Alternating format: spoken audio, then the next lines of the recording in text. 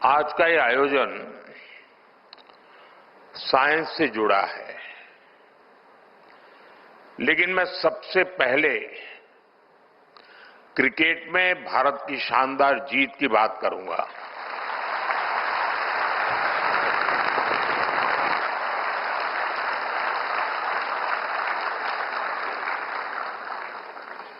पूरा भारत अपनी cricket team की सफलता से बहुत खुश है। ये भारत का पहला विमेन्स वर्ल्ड कप है। मैं हमारी विमेन क्रिकेट टीम को बहुत बहुत बधाई देता हूं। हमें आप पर गर्व है। आपकी ये सफलता देश के करोड़ों नौजवानों को प्रेरित करेगी। साथियों, कल भारत ने साइंस और टेक्नोलॉजी की दुनिया में भी अपना परचम लहराया है। कल भारत के वैज्ञानिकों ने भारत की सबसे हैवी कम्युनिकेशन सैटेलाइट को सफलतापूर्वक लॉन्च किया है। मैं इस मिशन से जुड़े सभी वैज्ञानिकों को इसरो की भी बहुत बहुत बधाई देता हूं। साथियों, आज भी साइंस और टेक्नोलॉजी की दुनिया में बहुत बड़ा दिन है। 21वीं सदी के इस समय में बहुत आवश्यकता थी कि इमर्जिंग साइंस, टेक्नोलॉजी और इनोवेशन पर मंथन के लिए दुनिया भर के एक्सपर्ट एक साथ जुटे और वो मिलकर के दिशा दिखाएं। इसी आवश्यकता ने एक विचार को जन्म दिया और इसी विचार से इस कॉन्क्लेव का विजन बना। मुझे खुशी है कि आज वो विजन इस कॉन्क्लेव के रूप में शेप ले रहा है। कई मंत्रालय, प्राइवेट सेक्टर, स्टार्टअप्स और स्टूडेंट्स इस प्रयास में एक साथ है। ये हमारे लिए सम्मान की बात है कि आज हमारे बीच एक नोबेल लॉरिएट भी मौजूद है।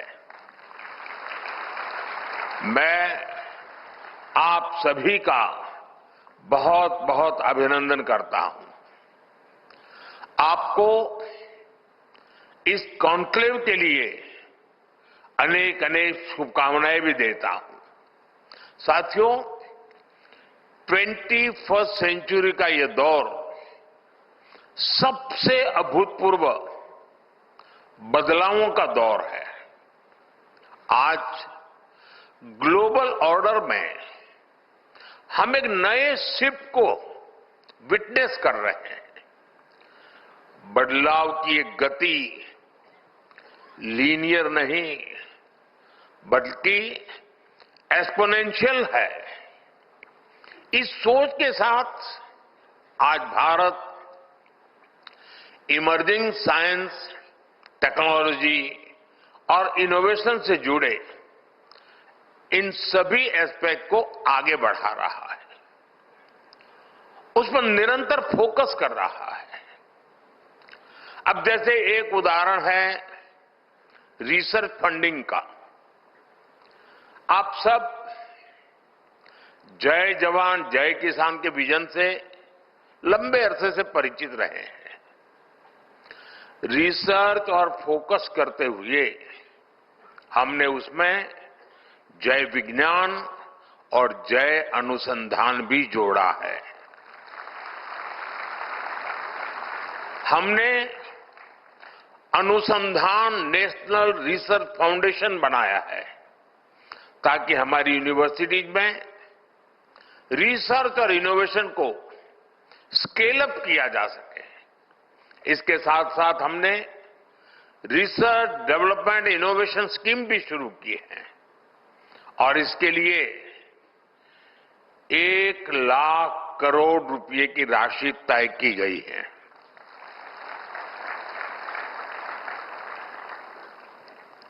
आपको लगता होगा 1,00,000 करोड़ मोदी के पास रहने वाला है, इसलिए ताली नहीं बजा रहे हो।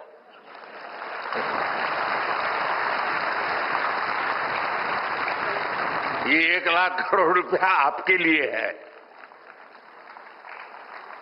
आपका सामर्थ्य बढ़ाने के लिए है, आपके लिए अवसर के नए द्वार खोलने के लिए है। हमारा प्रयास है कि प्राइवेट सेक्टर में भी रिसर्च एंड डेवलपमेंट को बढ़ावा मिले। पहली बार हाई रिस्क और हाई इंपैक्ट प्रोजेक्ट के लिए कैपिटल भी उपलब्ध कराई जा रही है। साथियों, भारत में इनोवेशंस का आधुनिक इकोसिस्टम बने, इसके लिए हम ईज ऑफ डूइंग रिसर्च पर भी फोकस कर रहे हैं। इस दिशा में हमारी सरकार ने फाइनेंशियल रूल्स और प्रोक्योरमेंट पॉलिसी में भी कई रिफॉर्म्स किए हैं। हमने रेगुलेशन, इंसेंटिव्स और सप्लाई चेन्स में भी रिफॉर्म्स किए हैं ताकि प्रोटोटाइप जल्दी से लैब से निकलकर मार्केट तक पहुंचे। साथियों, भारत को इनोवेशन हब बनाने के लिए पिछले कुछ वर्षों में जो नीतियां बनी, जो निर्णय हुए, उसका असर अब साफ साफ दिखाई दे रहा है। मैं आपके सामने बड़े संतोष के साथ कुछ आंकड़े रखना चाहता हूं। वैसे मैं स्वभाव से बहुत जल्दी संतोष मानने वाला व्यक्ति नहीं हूं, लेकिन ये संतोष मेरा बीते हुए कल के संदर्भ में है। आने वाले कल के संदर्भ में अभी मेरा संतोष तो बहुत बाकी है, हमें बहुत आगे जाना है। पिछले दशक में हमारा R&D एक्सपेंडिचर 2 गुना हुआ है। भारत में रजिस्टर किए गए पेटेंट्स की संख्या 17 गुना बढ़ी है। 17 टाइम्स का इंक्रीज। स्टार्टअप में भी भारत अब दुनिया का तीसरा सबसे बड़ा स्टार्टअप इकोसिस्टम बन गया है।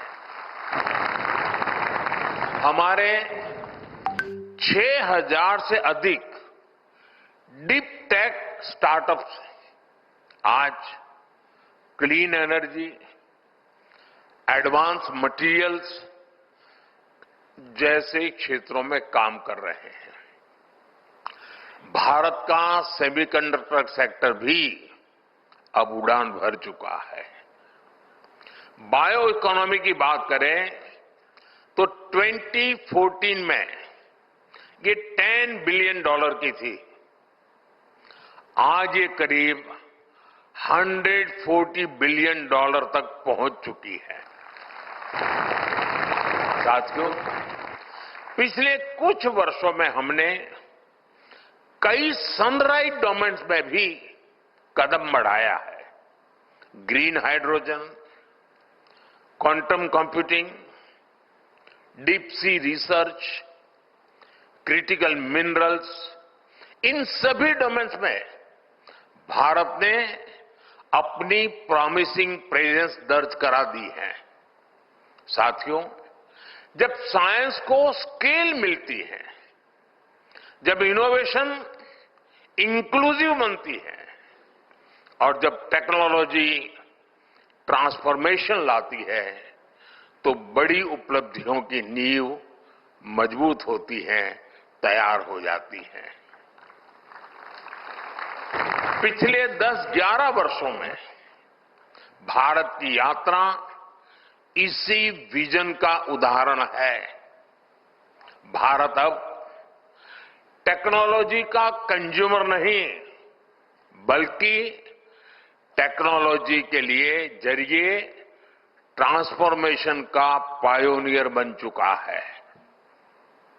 कोविड के दौरान हमने रिकॉर्ड समय में स्वदेशी वैक्सीन विकसित की। हमने दुनिया का सबसे बड़ा वैक्सीनेशन प्रोग्राम चलाया। साथियों, इतने मेहनत स्केल पर पॉलिसीज और प्रोग्राम्स को सक्सेसफुली इंप्लीमेंट करना, ये कैसे पॉसिबल होता है? ये पॉसिबल हुआ क्योंकि आज दुनिया का सबसे पहला और सबसे सफल डिजिटल पब्लिक इंफ्रास्ट्रक्चर अगर किसी के पास है तो उस देश का नाम है हिंदुस्तान।